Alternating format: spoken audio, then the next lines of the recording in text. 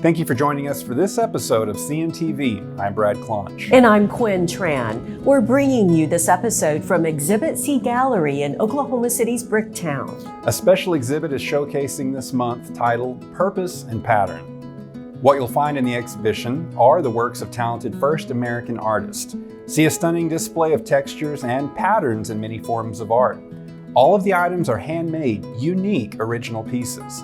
They'll be open on display through the month of June here at Exhibit C Gallery. One of the featured artists is a Chickasaw citizen sharing her textile pieces. Mary Wiles uses her textiles to tell a story, her family history, and Chickasaw heritage.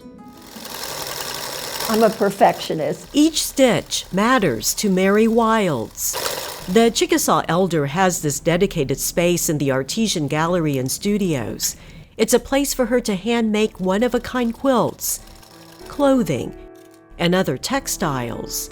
She sees this work as art passed down from her Chickasaw mother and her grandmothers. They taught me as soon as I could hold a needle and thread, they would give me little squares of fabric and say, sew these together until it gets to be about this long. And I just loved it.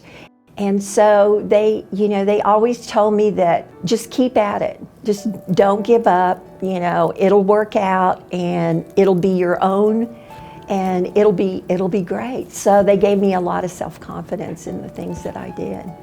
What Mary did for most of her life was teach. Her passion, special education.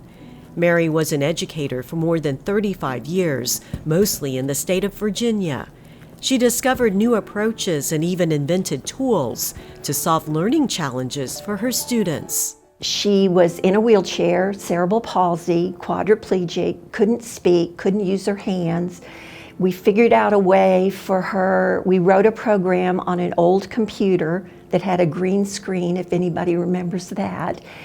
And we taught her, we had letters at the bottom of the screen, and she would use a switch with her head. That was the only control she had, was with her head. And she would hit the switch when she saw the letter that she wanted. And the first thing she typed out was, "It's about time." When it was time for Mary to retire, she returned to Oklahoma. Reconnecting with her native heritage has given Mary new vision as a textile artist and a Chickasaw citizen. Participating with the Chickasaw dance troupe energizes her creativity. It's spiritual. You've come home and you can feel your roots. After I dance, I come back and feel inspired to keep making things. And I get lots of reinforcement from everyone. That encouragement also comes from world-famous Chickasaw weaver Margaret Roach Wheeler. She inspired Mary to be a storyteller with her quilts. The story starts out with a piece of fabric, and it sort of tells me a story, and then I keep adding on to it. The first one I did was Indian ladies, and I dressed them in ribbon skirts and collars. Everybody loved it, and so then my second one was we do a dance called Four Corners. The Chickasaws do a lot of things in fours. They tell their history by the four seasons, the four directions. And so in that dance, we dance to each corner, north, south, east, and west. So this quilt I made is dedicated to that. And so Margaret was right. And so now I do stories with my quilts. So it's a perpetual drive to learn, always. And whenever I see somebody doing something, that's what's the beauty of being here in this gallery, surrounded by artists, is you can say, oh my gosh, that's wonderful. Can you teach me how to do that? I just love it. I just love it. The ability to take something and make it into something that other people like. That's the reinforcement for me to keep going. We enjoyed spending time with Mary. She says she will be teaching textile art classes to the public in the coming months. Those art classes will be held at the Artesian Gallery and Studios in Sulphur. The International Association of Chiefs of Police recognizes a Chickasaw Lighthorse officer with a distinguished award. Officer Jared Buckaloo is this year's Indian Country Law Enforcement Officer of the Year. He's been a Chickasaw Lighthorse officer since 2020, serving with his canine partner. In an upcoming episode of CNTV, Officer Buckaloo shares more about his law enforcement career and about the incident that earned him this recent recognition. Faithlyn Seawright represented the Chickasaw Nation well in the Miss Indian World Pageant held in Albuquerque, New Mexico. She placed 5th overall and 3rd in the talent competition.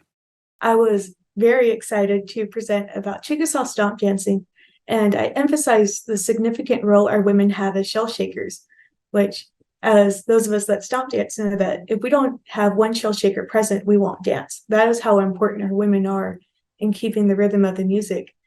And I shared just a little bit about stomp dancing for those that may not know, because we have members from tribes all over America that are representing in the pageant as judges, as contestants, and as audience members. And then I showed off our shakers. I would have like a set of deer toes, say what we call them, and then shake them so that people could hear. So I had deer toes, turtle shakers, and can shakers. And then I gave a mini foot demonstration just so people could see the footwork, how fast we have to dance. Just a lot of fun, and it's something that excites me because I've been going to stomp dances all my life, and it was just so cool to represent that on stage and to show how we dance as Chickasaws. 25 contestants participated in the pageant. Faithlyn made 5 of her dresses and all of her accessories that she wore for the event. Through pageant participation, she enjoys sharing tribal culture. In 2021 through 2022, Faithlyn served as Chickasaw Princess. This year's reigning Chickasaw Princesses welcome people to the dynamic women of the Chickasaw Nation Conference. The theme was Embracing Our Community. The 2-day conference involved Chickasaw women who shared their experiences, professional and personal journeys, and young Chickasaw leaders were part of a panel discussion. The annual conference was held this month in person and also live-streamed from WinStar World Casino and Resort Convention Center. We're glad you spent time with us here on CNTV. Join us again next time for another episode.